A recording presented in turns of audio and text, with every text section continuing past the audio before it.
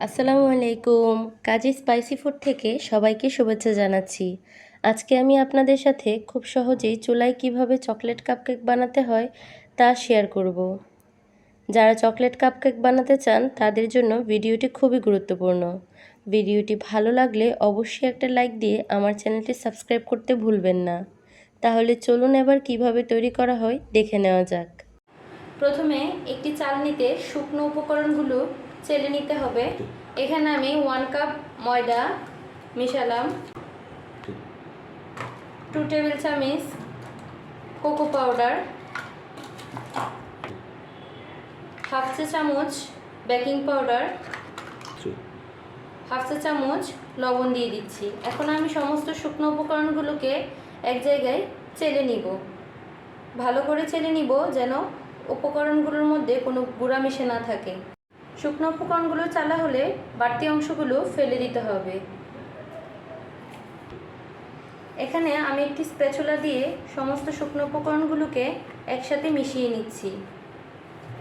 Chocolate cake তৈরির ক্ষেত্রে শুকনো উপকরণগুলোকে যত ভালোভাবে চালা যায় ততই কেক তত স্পঞ্জি হয়।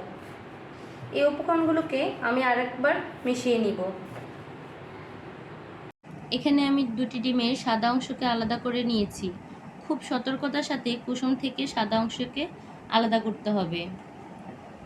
খেয়াল রাখতে হবে কোনোভাবেই যেন সাদা অংশে কুসুম না থাকে। এবার একটি ইলেকট্রিক বিটারের সাহায্যে ডিমের সাদা অংশকে হাই স্পিডে বিট করে নিব। যাদের বিটার মেশিন নেই তারা হ্যান্ড মিক্সার দিয়ে বিট করতে পারেন, কিন্তু সেই ক্ষেত্রে আপনাকে 15 থেকে 20 মিনিট বিট করতে হবে। যখন এই ফোমটিতে এরকম ভাঁজের সৃষ্টি হবে তখন বুঝতে হবে আপনার ফোমটি করা পারফেক্ট হয়েছে। এখন এখানে আমি কিছু উপকরণ মিশিয়ে নিব।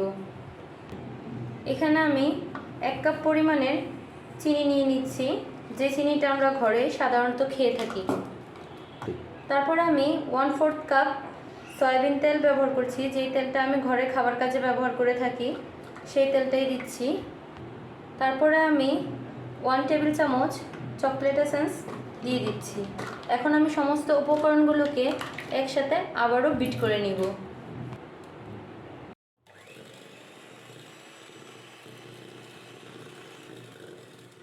ডিমের সাদা অংশ নেওয়ার পরে যে কুসুমগুলো বাকি ছিল আমি এখন কুসুমগুলো ঢেলে দিয়ে বিট করে নিব।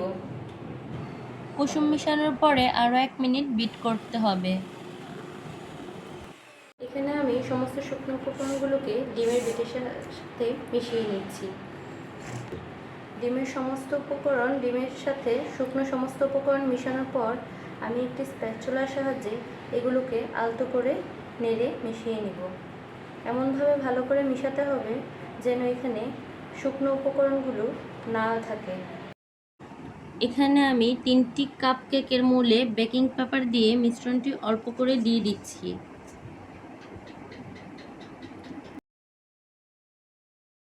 এখানে আমি একটি প্যানকে আগে থেকে মিডিয়াম আঁচে 10 মিনিট প্রিহিট করে নিয়েছি।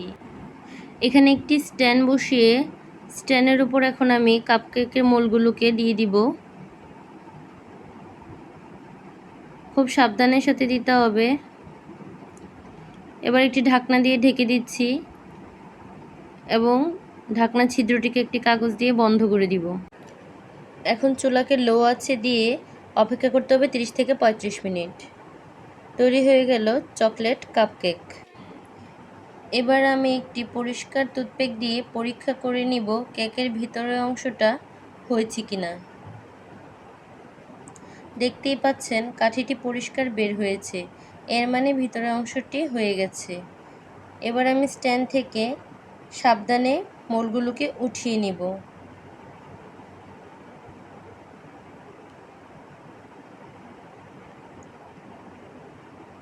তৈরি হয়ে গেল দারুণ মজার চকলেট কাপকেক।